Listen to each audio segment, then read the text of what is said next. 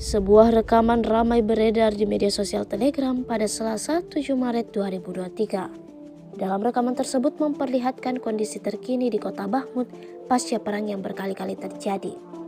Melalui kamera drone, tampak situasi kota Bakhmut benar-benar memprihatinkan. Hampir seluruh titik penting dari kota ini hancur total.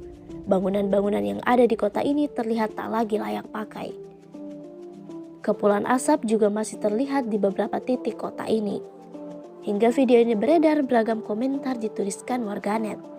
Hari ke-376 Rusia melaporkan secara total 396 pesawat Ukraina dan 217 helikopter, 3.345 kendaraan udara tak berawak, 410 sistem rudal anti pesawat dieliminir sejak awal operasi khusus.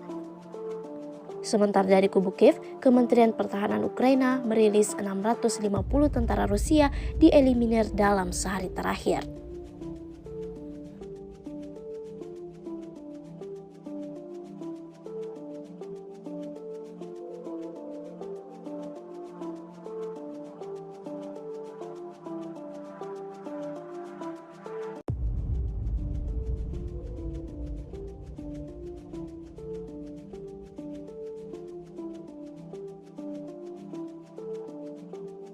Terima kasih sudah nonton.